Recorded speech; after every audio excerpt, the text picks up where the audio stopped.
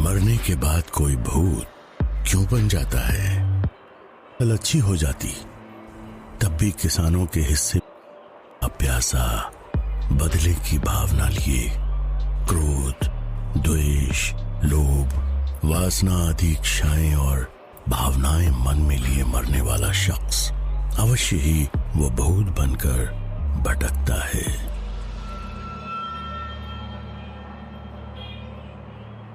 इंसानी दुनिया के परे भी एक अदृश्य दुनिया है, लेकिन इंसान अपनी लालच, खुदगर्जी और खुद को मॉडर्न दिखाने की होड़ में उस दुनिया से टकराने की नासमझी कर ही लेता है। गांव के सभी लोगों के मना करने के बावजूद भी उस भूता हवेली के नए नए मालिक बने प्रभात और नीलिमा।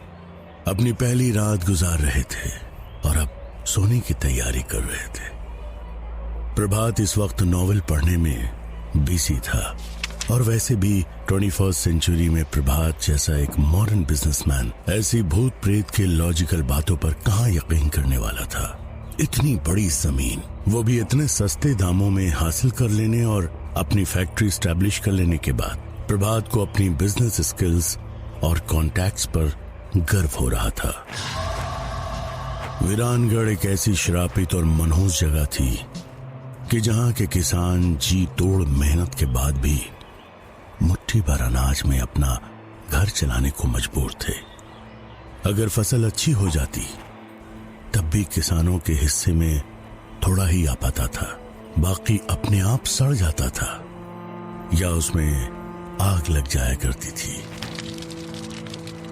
उस गांव के राज बाहर की दुनिया में उजागर करने वाला आज तक कोई भी सही सलामत बचा नहीं। गांव को लेकर गांव के लोगों का गांव छोड़कर जाने का मतलब भी असमय दर्दनाक मौत को गले लगाना ही था। मिस्टर भारद्वाज उस फैक्ट्री की जमीन के साथ साथ ही अब वीरानगढ़ के उस रहस्यमय हवेली के भी मालिक बन चुके थे। उस हवेली के हर कमरे में बड़े बड़े झूमर लगे हुए थे। तलवारें और ढाल दीवारों पर जहां तहां टंगी हुई थी।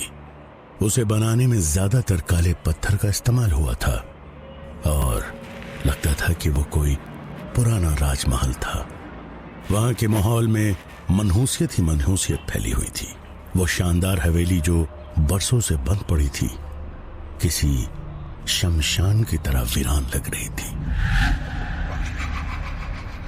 100 से ज्यादा कमरों वाली उस हवेली में सैकड़ों राज दफन थे।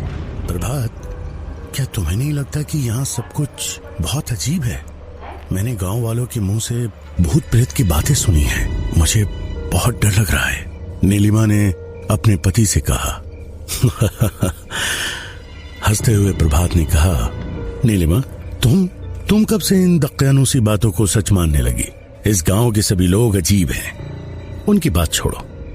We are modern people, and how can we believe in such superstitions?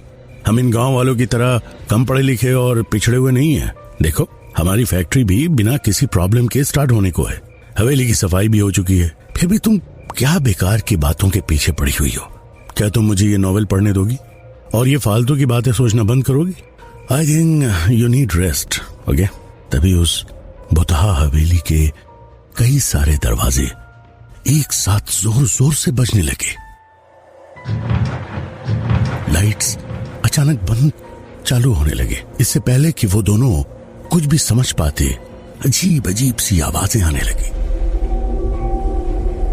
कुत्ते रोने लगे।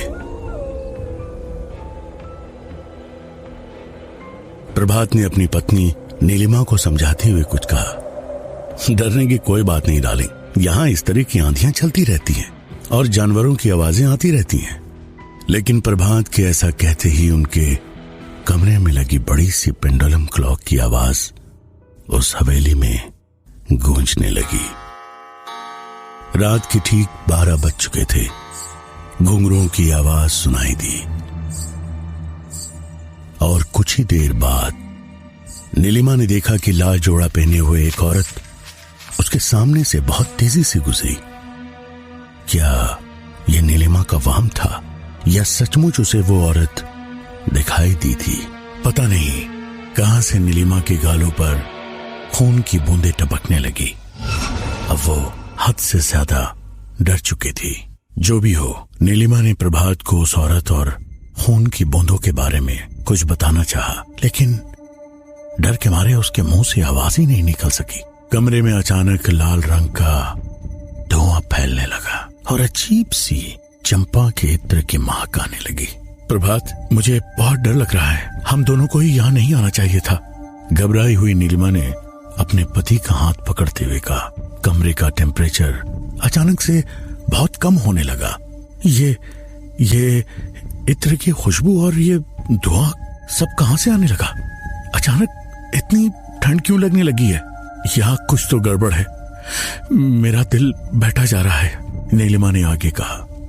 हवेली में लगी हुई तस्वीरों के आगे रखी कैंडल्स अचानक से जलने लगी और फिर अचानक प्रभात के हाथ में जो नॉवेल था उसमें भी आग लग गई। ओह गॉड, शिट!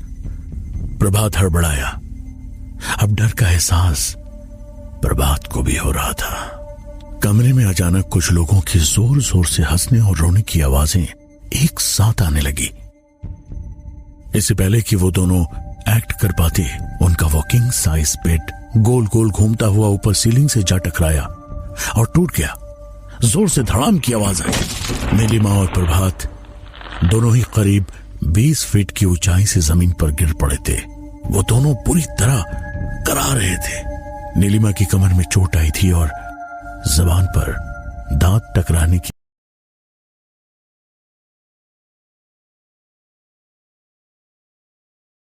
प्रभात का हाथ बुरी तरह मुड़ गया था। ऐसा लग रहा था जैसे उसके हाथ की कोई हड्डी टूट गई थी।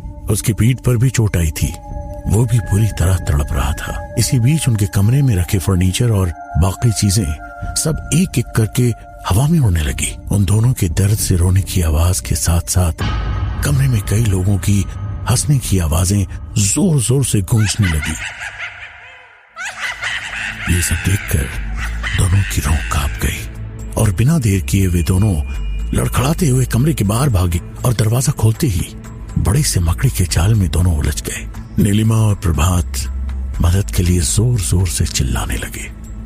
कोई हमारी मदद करो, help help please, help help us. वो लोग इतनी रात में चिल्लाने के अलावा कर भी क्या सकते थे? वीरानगढ़ में मोबाइल नेटवर्क भी बहुत पुअर था, इसलिए वे लोग अपनी आवाज भी बाहर नहीं पहुंचा सकते थे। प्रभात, अगर हमें कुछ हो गया तो हमारे बच्चे सिद्धार्थ का क्या होगा? और हमने तो उसे कुछ बताया भी नहीं है। डर से कपकपाती रोती हुई नीलिमा ने अपने पति से कहा। ये सारी बातें बाद में करते हैं नीलिमा, पहले अपनी जान बचाओ और यहां से भागो, प्रभात ने कहा। वे लोग जैसे तैसे उस डरावनी हवेली के बाहर निकले। वहां पर उन्होंने देखा कि सामने गार्डन में सफेद और उजले कपड़े पहने हुए एक लंबे बालों वाली औरत एक छोटे से बच्चे को गोद में लिए घूम रही थी। वो बच्चा बुरी तरह से रो रहा था। अरे अरे कोई हमें बचाओ, यहाँ सचमुच भूत है। Somebody please help us! प्रभात भी जोर जोर से चिल्लाने लगा। इससे पहले कि वो दोनों हवेली छोड़कर बाहर निकल पाते, हवेली का चैनल गेट दोबारा से लॉक हो चुका था। ये सब देखकर नीलिमा और प्रभात का कलेजा मुंह को आ गया था। उनका गला सूख चुका था, वे पसीने से तरपतर हो चुके थे। तभी अचानक से ऐसा लगा जैसे किसी अदृश्य शक्ति ने उन्हें जोर से अंदर की तरफ घसीटा हो। दोनों की दिल दहलाने वाली आवाज हवेली में गूंज गई और फिर वो आवाज धूमिल होकर शांत हो गई। अगले दिन जब सुबह हवेली का दरवाजा सभी को दोबारा से एक बार बंद दिखाई दिया और प्रभात और नीलिमा भारद्वाज बाहर दिखाई नहीं दिए, तो गांव वालों को बीती रात वहां क्या हुआ होगा इसे समझने में बिल्कुल देर नहीं लगी। उनके मैनेजर मिस्टर बजाज के दिमाग ने तो काम करना ही बंद कर दिया था। वो एक लॉयल और डेडिकेटेड पर्सन थे। उनकी काबिलियत पैसों की मोहताज नहीं थी। उन्होंने प्रभात को मना भी किया था इस हवेली में रहने से, पर प्रभात नहीं माने। और अब हश्र ये हुआ कि